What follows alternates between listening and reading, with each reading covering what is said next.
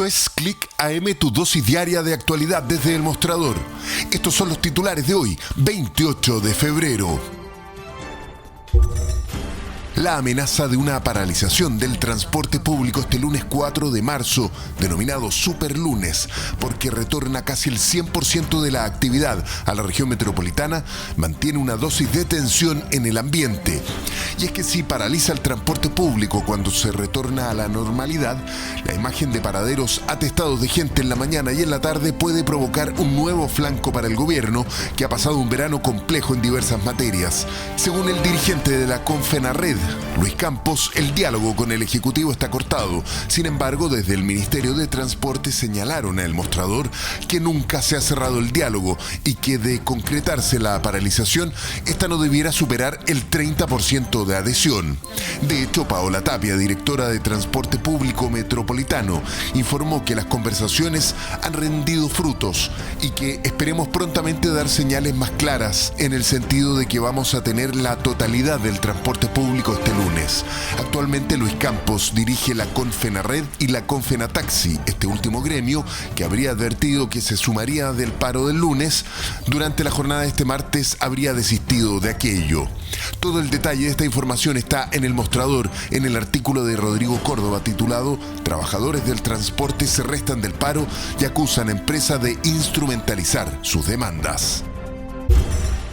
El exalcalde de Ñuñoa, Andrés Sari, quedó con arresto domiciliario nocturno tras ser formalizado por delitos de corrupción durante su periodo como jefe comunal.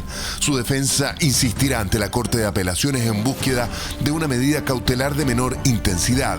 La investigación contra Sari se da tras una denuncia de la actual alcaldesa Emilia Ríos, que presentó una querella en contra del periodista acusándolo de un fraude por 176 millones de pesos. El jefe de la Defensa Nacional de las provincias de Marga Marga y Valparaíso determinó extender el toque de queda para los sectores afectados por los incendios forestales de Viña del Mar y Quilpué. La medida, que rige desde las 23:59 hasta las 5 de la madrugada, se extenderá hasta el 3 de marzo. El objetivo es dar protección a la población y precaver el daño o peligro para la seguridad de las zonas afectadas.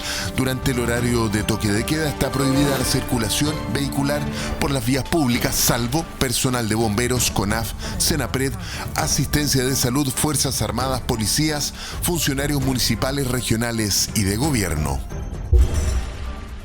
El segundo tribunal ambiental acogió parcialmente la reclamación presentada en contra de la aprobación del proyecto Cerrillos Data Center, que lidera la empresa norteamericana Google y que ordenó al Servicio de Evaluación Ambiental retrotraer el procedimiento para reincorporar los efectos del cambio climático en la evaluación ambiental. El punto en disputa, la utilización de aguas para el enfriamiento de los procesos.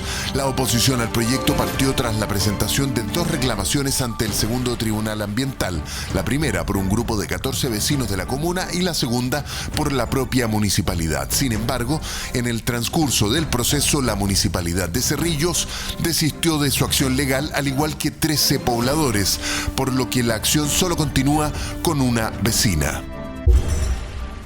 Según la subsecretaria de Salud Pública, Andrea Albagli, en la semana epidemiológica anterior tuvimos 6.600 casos de COVID confirmados, lo que implica un aumento de un 18% respecto de la semana previa. Con esto, la subsecretaria insistió en que el COVID llegó para quedarse.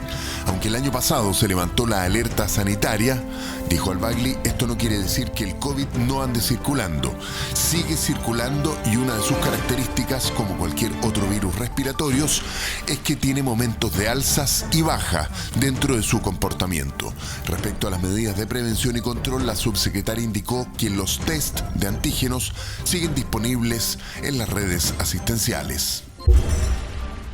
Según un informe de la UDP, durante el 2023 se redujo el consumo de combustible vehicular principalmente por el incremento de los precios. Esto a pesar del crecimiento en el número de vehículos en el país. El reporte muestra que el consumo de gasolinas de 93, 95 y 97 octanos cayeron un 4.3 respecto del año anterior. Se trata de la primera contracción de este consumo desde la pandemia en 2020, cuando cayó un 15.7%. Los expertos creen que el aumento del precio tuvo un alto impacto, aunque no descartan que también esté ligado al menor consumo producto de una baja en la actividad económica. Estados Unidos, Canadá y varios países europeos rechazaron la idea del presidente francés Emmanuel Macron de la posibilidad del envío de tropas de la OTAN a Ucrania para ayudar a Kiev en la guerra con Rusia.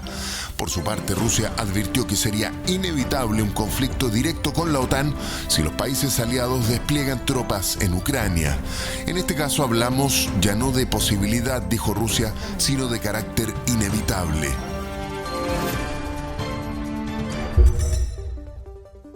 Y ahora vamos al mostrador mercados y las cifras para hoy. El valor de la UF es de 36.847.64. La UTM, 64.343. El precio del dólar observado, 984.5. El euro, 1.068.4. La tasa de política monetaria está en 7.25%.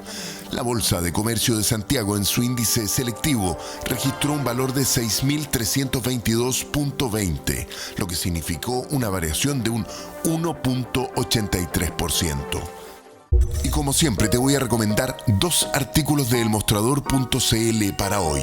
Trabajadores del transporte se restan del paro y acusan a empresas de instrumentalizar sus demandas, por Rodrigo Córdoba.